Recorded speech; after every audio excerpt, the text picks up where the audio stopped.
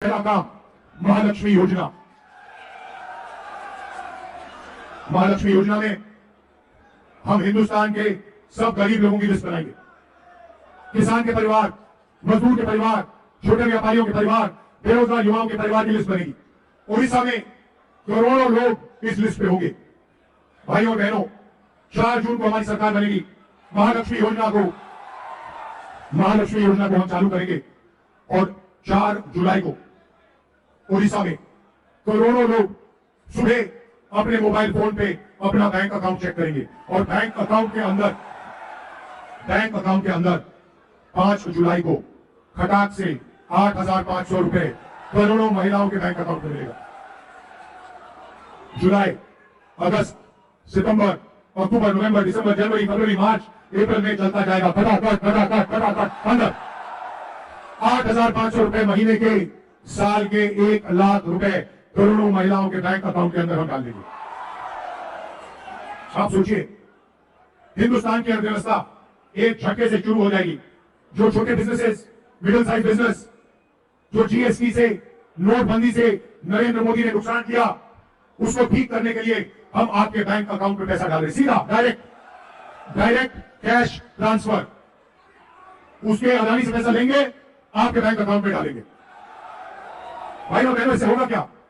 अदानी ने, अंबानी ने आपका पैसा लिया, नरेंद्र मोदी जी ने उनको दिया। भैया ये बात में करना, नरेंद्र मोदी जी ने उनको पैसा दिया, उन्होंने आपके पैसे को अमेरिका में, जापान में, लंदन में खर्च किया, बड़े बड़े बिजनेस खरीदे, मैंशन खरीदे, घर खरीदे। अब हम आपको पैसा दे रहे हैं, आप इस पैसे को ओडिशा में खर्च करोगे, गांव में खर्च करोगे, शहरों में खर्च करोगे। आप शर्ट खरीदोगे, पैंट खरीदोगे, मोबाइल फोन, मोटरसाइकिल, स्कूटर, आप ये चीजें खरीदोगे। और जैसे ही आपने ये चीजें खरीदना शुरू की, वैसे ही हिंदुस्तान की फैक्ट्रियां जो आज बंद पड़ी है, एक बार फिर शुरू हो जाएंगी और ओडिशा के युवाओं को मेड इन ओडिशा की फैक्ट्रियों में रोजगार मिलना शुरू हो जाएगा। भाइयों बहनों, हम सिर्फ गरीब महिलाओं को पैसा नहीं देंगे, हम ओडिशा के किसानों को, मजदूरों को पैसा देंगे। किसानों को गारंटीड कानूनी मिनिमम सपोर्ट प्राइस हम देने जा रहे हैं। इसके माध्यम से ओडिशा के किसानों को, हिंदुस्तान के किसानों को धान के लिए, शुगर केन के लिए, कपास के लिए, अनाज के लिए पहली बार कानूनी मिनिमम सपोर्ट प्राइस, कम से कम दाम गारंटी करके मिलेगा। भाइयों बहनों, किसानों के बैंक अकाउंट में हम और पैसा डालने जा रहे हैं। हम किसानों का कर्जा माफ करने जा रहे हैं। अगर नरेंद्र मोदी अरबपतियों का कर्जा माफ कर सकता है, हम किसानों का कर्जा माफ करेंगे और हम एक उद्योग तैयार करेंगे जिसको हम कर्जा माफी उद्योग कहेंगे। इसका काम पता लगाने का होगा कि किसानों को कर्जा माफी की जरूरत है या नहीं। जब भी किसानों को कर्जा माफी की जरूरत होगी, ये उद्योग हिंदुस्तान की सरकार को ऑर्डर देगा और हिंदुस्तान की सरकार फिर से किसान का कर्जा माफ करेगी। युवाओं को मैं कहना चाहता हूं, अग्निवीर योजना ने आपको भारी चोट पहुंचाई, पहली बार 2 तरीके के शहीद बनाए। मैं यहां से आपको कहना चाहता हूं, अग्निवीर योजना को इंडिया गठबंधन की सरकार फाड़ कर कूड़ेदान में फेंकने जा रही है। हमें 2 तरीके के शहीद नहीं चाहिए। हर जवान को पेंशन मिलनी चाहिए, हर जवान को कैंटीन मिलनी चाहिए, हर जवान को सही ट्रेनिंग मिलनी चाहिए, हर जवान को शहीद का दर्जा, अगर जरूरत हो हर जवान को शहीद का दर्जा मिलना चाहिए। भाइयों बहनों, अग्निवीर योजना को रद्द करेंगे और ओडिशा के युवाओं को और हिंदुस्तान के युवाओं को मेरा काम कहना चाहता हूं, 30 लाख सरकारी नौकरियां खाली पड़ी है, उनको हम भर के आपके हवाले कर देंगे। भाइयों बहनों, मजदूरों को आज ओडिशा में मनरेगा के लिए 250 रुपए मिलता है। 4 जून के बाद मजदूरों को 400 रुपए मिलेगा। आशा आंगनवाड़ी महिलाओं की जो आमदनी है उसे हम दुगना करने जा रहे हैं। और भाइयों बहनों, युवाओं को पहली नौकरी पक्की स्कीम में 1 साल की नौकरी मिलेगी। सारे के सारे ग्रेजुएट्स को, बेरोजगार ग्रेजुएट्स को 1 साल की अप्रेंटिसशिप की नौकरी मिलेगी, बेहतरीन ट्रेनिंग मिलेगी और बैंक अकाउंट में भाइयों बहनों महीने का 8,500 रुपए खटाखट। मैं आपको कहना चाहता हूं, जैसे ही हम आपको पैसा देना शुरू करेंगे, हिंदुस्तान की अर्थव्यवस्था शुरू होगी, made in India, made in Odisha शुरू होगा। ये मीडिया वाले कहेंगे कि देखिए, इंडिया गठबंधन की सरकार गरीबों की आदत बिगाड़ रही है। मैं इनसे कहना चाहता हूं, अगर आपने ज्यादा कुछ कहा तो जो हम 1 लाख रुपए दे रहे हैं, हम उसको 2 लाख कर देंगे।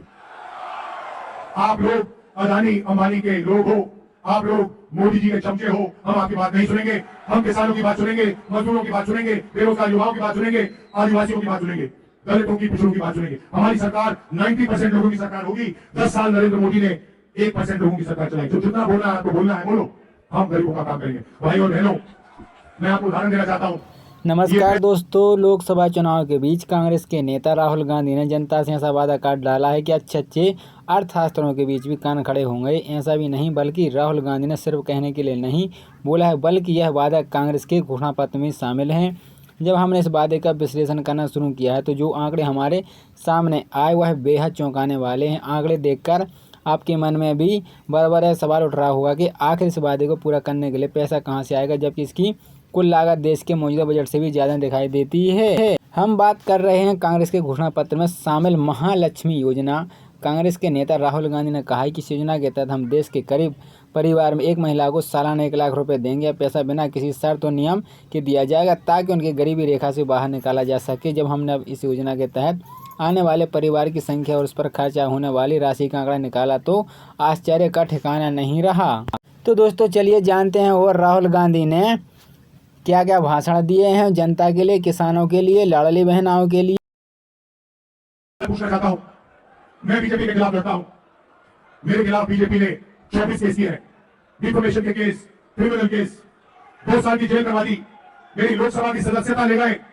50 घंटे मेरा ईडी ने इन्वेस्टिगेशन किया, इंटरोगेशन किया, मेरा घर उठा के ले गए। जब भी मेरा घर ले गए मैंने इनको चाबी दी और इनसे कहा ये तो तुम्हारा घर है, सरकारी घर है, मुझे नहीं चाहिए। मेरे हिंदुस्तान में करोड़ों घर है, ओडिशा की जनता के दिल में मेरा घर है, बाकी प्रदेशों के लोगों के दिल में मेरा घर है। तुम्हारा घर नहीं चाहिए, ले लो, उठा के ले लो। मगर भाई और बहनों, यहाँ के जो चीफ मिनिस्टर हैं नवीन बाबू, अगर सचमुच में वो बीजेपी के खिलाफ लड़ते हैं तो उनके खिलाफ केस क्यों नहीं हुए?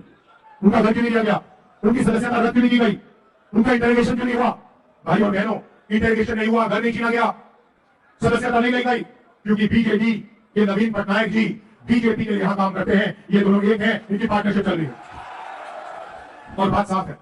पार्टनरशिप का लक्ष्य उड़ीसा के लोगों का जो धन है, आपकी जो माइंस है, आपकी जो संपत्ति है, उसको चोरी करने का है, अरबपति बनाने का है। नरेंद्र मोदी जी अदानी जैसे लोगों को अरबपति बनाते हैं। यहां पे सरकार नवीन बाबू नहीं चलाते हैं, यहां पे सरकार दूसरा भी चलाता है, पांड्यन जी चलाते हैं, और वो भी यहां अरबपति बनाने के लिए सरकार चलाते हैं। उड़ीसा में धन की कोई कमी नहीं है।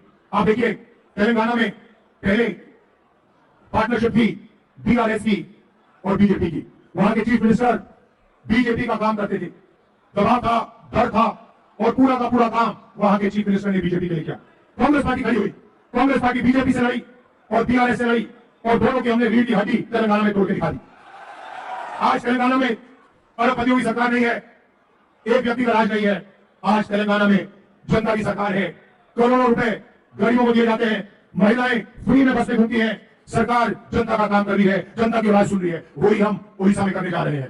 हमें अरबपतियों की सरकार नहीं चाहिए, हमें उड़ीसा की जनता की सरकार चाहिए। और हमारा लक्ष्य ये जो नवीन बाबू जी और नरेंद्र मोदी की पार्टनरशिप है, जो उसको पान कहा जाता है, इसको हम यहाँ उड़ीसा में तोड़ के फेंकना चाहते हैं। सबसे पहले सवाल ये उठता है कि आखिर देश में कितने गरीब परिवार हैं जिन्हें राहुल गांधी 1 लाख रुपए सालाना की सहायता मुहैया कराएंगे। इसके लिए हमने नीति आयोग की ओर से जनवरी 2024 में जारी एक आंकड़े का सहारा लिया। इसमें बताया गया है कि मोदी सरकार के 9 साल के कार्यकाल में 24.82 करोड़ रुपए भारतीय गरीब के बाहर निकलते। इस तक गरीब रह रहे लोगों का अनुपात 2013-14 के 29.17% से घटकर 2022-23 में 11.28% रह गई। इस आंकड़े को पढ़कर चलिए तो संयुक्त राष्ट्र के अनुमान के मुताबिक देश की मौजूदा जनसंख्या 1.44 अरब है। इस हिसाब से 16.24 करोड़ लोग अभी इसी गरीब जीवन जी रहे हैं। अगर एक परिवार में से 4 सदस्य हैं तो कुल 4 करोड़ परिवार गरीबी रेखा से जीवन यापन कर रहे हैं। कितना खर्च आएगा इस परिवार पर? अब हमने सामने गरीब परिवार का एक मोटा आंकड़ा है जो 4 करोड़ आया। राहुल गांधी की बात अनुसार इस परिवार को सालाना 1 लाख रुपए सीधे बैंक खाते में दिया जाएगा। सिर्फ एक वादे को पूरा करने के लिए साल में 40 लाख करोड़ रुपए खर्च किया जाएगा। तो दोस्तों आइए जानते हैं और राहुल गांधी ने जनता के लिए क्या क्या भाषण दिए हैं। आदिवासियों की बात सुनेंगे, दलितों की, पिछड़ों की बात सुनेंगे। हमारी सरकार 90% लोगों की सरकार होगी। 10 साल नरेंद्र मोदी ने 1% लोगों की सरकार चलाई। जो जितना बोलना है आपको बोलना है, बोलो, हम गरीबों का काम करेंगे। भाई और बहनों, मैं आपको उदाहरण देना चाहता हूँ। ये प्रेस वाले, आपने नरेंद्र मोदी जी के इंटरव्यू देखे होंगे, देखें, वो जिसमें 4-5 चमचे उनके सामने बैठ जाते हैं और उनसे पूछते हैं, नरेंद्र मोदी जी आप आम कैसे खाते हो? आप सुबह उठ के आम काट के खाते हो या जूस के खाते हो?